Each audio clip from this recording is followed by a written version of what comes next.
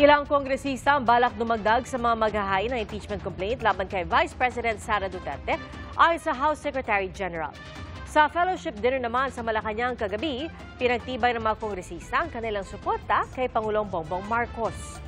Saksi, si Tina Panganiban Perez. Ito ang manifesto of support ng mga kongresista para kay Pangulong Bongbong Marcos. Nakasaad dito na anumang banta laban sa Pangulo ay banta sa Republika. Kaya titiyakin daw nila ang kaligtasan ng Pangulo at katatagan ng kanyang administrasyon. Binanggit din sa manifesto na kinokondena nila ang anumang tangka para i-destabilize o guluhin ang gobyerno. Pirmado ang manifesto ni House Speaker Martin Romualdez, iba pang leader ng Kamara at mga pinuno o kinatawan ng Lakas CMD, National Unity Party, Nationalist People's Coalition, Nationalista Party, Partido Federal ng Pilipinas at Partido Navoteño.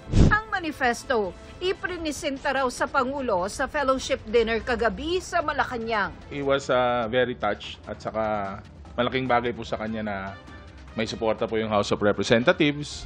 Nabanggit sa manifesto ang destabilisasyon. Kaya natanong kaugnay rito ang mga kongresista. Wala naman pong disturb pero nakita nyo naman po yung threats sa ating Pangulo. So I think it would warrant any kind of support, formal or informal.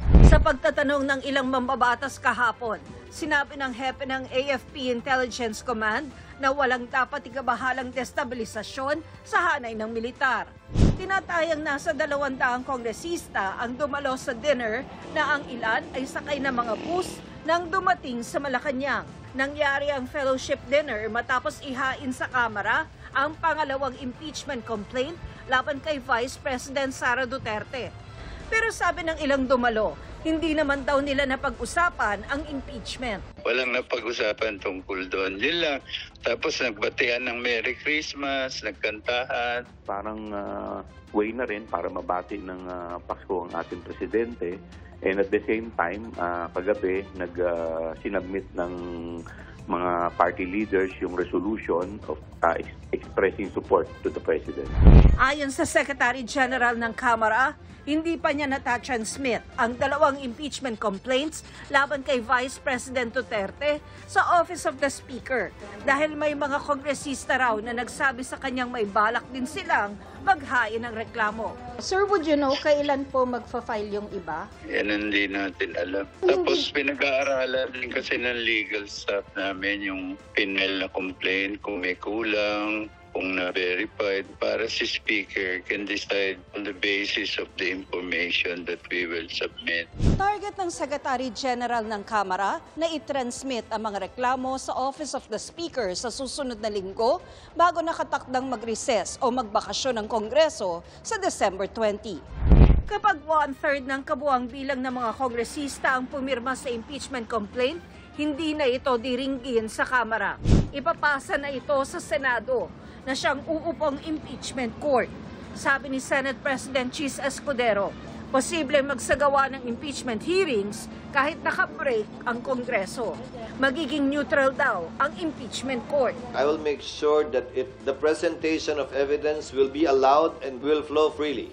Kaya lang yung desisyon, hindi naman nangangahulugan na evidence o hindi evidence-based yun. Political na desisyon ito. Pero yung proseso, bilang presiding officer, ay magagarantiyahan ko yun at mataas ang kumpiyansa ko doon.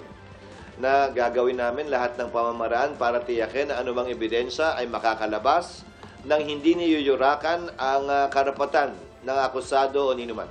Kasunod ang paghahain ng impeachment complaints laban sa bise, naglabas ng pahayag ang Iglesia ni Cristo. Sabi ng INC, pabor sila sa sinasabi ni Pangulong Marcos na hindi siya sang-ayon sa impeachment na isinusulong laban sa vice-presidente. Mas marami pa raw pangangailangan ng ating mga kababayan ang dapat maasikaso at hindi raw ito matatamo kung puro awayan ang laging makikita. Ang pahayag ng INC, unang inanunsyo kagabi sa programang Saganang Mamamayan sa Net25. Kasama sa nabanggit dito ay ang paghahanda umano ng Iglesia na magsagawa ng rally para ipahayag ang pagpabor ng INC sa sinabi ng Pangulo laban sa impeachment dahil maraming problema ang bansa na dapat unahin ng pamahalaan. Sinubukan ng GMA Integrated News na linawin yan sa pamunuan ng INC. Pero sabi nila, tanging yung pahayag na pinadala nila kanina ang kanila munang sasabihin. Sinisikap din namin makuha ang panig ng Malacanang at ni Vice President Duterte. Naglabas ng pahayag ngayong araw ang bise, pero ang nilalaman nito, pasasalamat sa lahat ng mga tumulong, sumuporta at nagpaabot ng pagdamay sa OVP nang humarap niya ang kanilang tanggapan sa krisis at kagipitan. Para sa GMA Integrated News, ako si Tina Panganiban Perez, ang inyong saksi. Mga kapuso, maging una sa saksi. Mag-subscribe sa GMA Integrated News sa YouTube para sa iba't ibang balita.